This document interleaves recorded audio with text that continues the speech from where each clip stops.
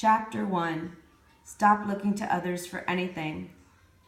You are not who you think you are. What if I told you everyone around you isn't either? The reason you have an underlying feeling there has to be more to life is because it's the wisdom of the heart trying to speak to you. It's been trying to get your attention your whole life. You go to work and come home. Life feels so monotonous, empty, robotic, and filled with routine. What if you were never meant to live this way? What if beliefs cause this thing of routines and monotony to play out in your life? Where did these beliefs come from? Parents, family, school, friends, etc.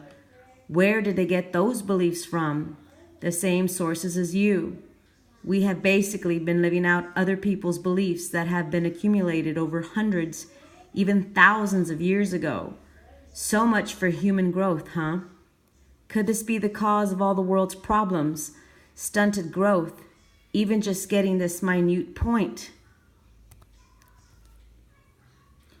Growth can begin to flower again, and your inner truth comes out of hibernation, out of a deep sleep. See, awakening isn't about attaining something. It's about opening up your eyes to the fact you have been living a life that was never meant to be yours. What you're doing right now and how you have been living your life has more than likely been influenced by ideas of what society, family, and friends has taught you. You've been following a conditioned state of mind. This mindset tells you what is right, wrong, nice, mean, acceptable, non-acceptable, weird, successful, etc. You can't even access what you want because it's clouded by all these ideas you have been taught. Then, what to do? If you are to break out of a system that has bounded humanity for thousands of years, you must stop doing the things that keep you from being who you truly are. You see, when you are who you truly are, you will be happy and fulfilled. There will be no need to try and get to change others so you can be happy. You will coexist happily alongside everyone else because you will respect their authenticity, because you will be living out your authenticity. What the world is in desperate need of, what the world is starving for, is authenticity. This and only this will change the world. People turn to spiritual texts and self-help books because their life lacks meaning. It feels dull. People follow gurus and enlightened masters because they feel they have the answers. They want to attain the peace and serenity they see in their faces and actions as they grace people's lives with adoring touches and a sort of condescending reference. You did not come here to look up to anyone or to give your power away. Anyone who allows you to worship and praise them is not someone who is going to show you the way out of your misery. There is only one person that has the answers you want: you. We have been slaves to a conditioned state of mind, plain and simple. This enslavement has been on our own volition because we didn't understand what was going on. We didn't understand all of our problems have come from giving our power away to other people. We ask others, should I wear this? Should I buy that? Did I do wrong by saying that? Should I have never done that? We ask other people as if they know or have the answers to our questions. No one has the answers to your life but you. This book is about getting you to see what you have been looking for. What you have been searching for has been within you all along. Your reason for coming here. Your passions, your divinity. No one but you knows how to access those things. Non-dualistic teachers say, I can only point to the truth because it can't be touched tangibly. Honestly, the truth can be touched. Touch your heart. It's there.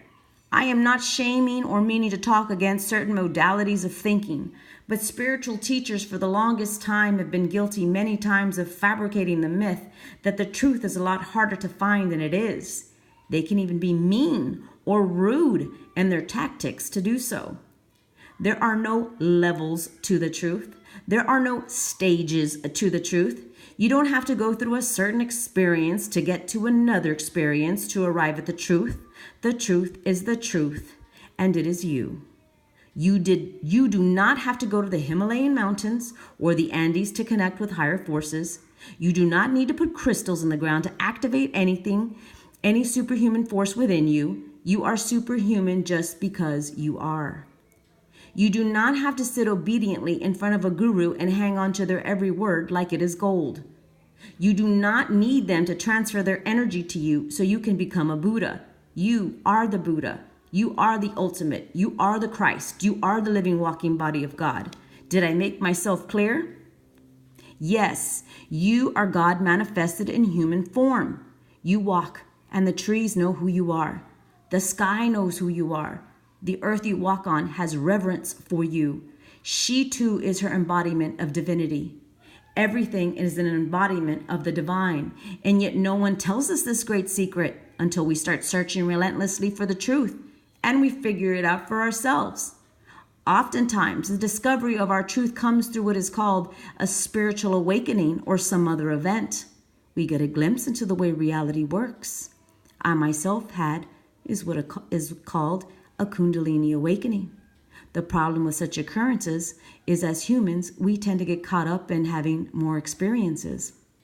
In the end, all of the mystical experiences are beautiful and exciting to have, but they still are not what the truth really is. They are an aspect of larger, unseen world that is multi-dimensional. Having these experiences is not the ultimate. The ultimate is right here, right where you are sitting right now. These experiences come and go, but what is here never wavers in and out. It is permanent.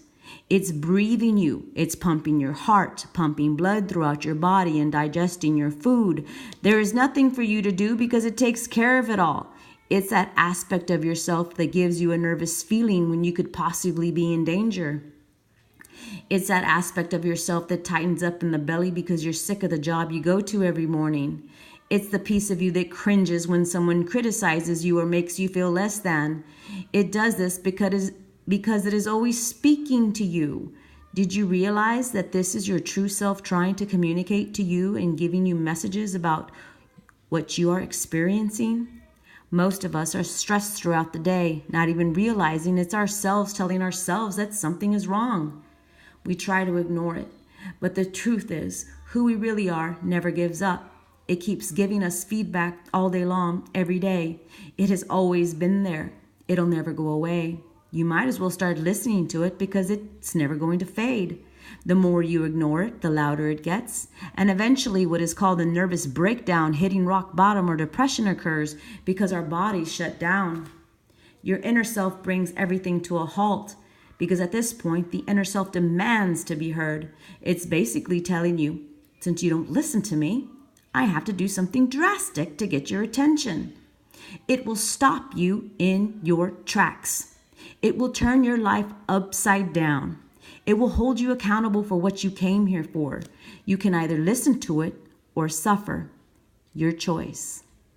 Stay tuned for chapter 2, and that is called, Who Are You?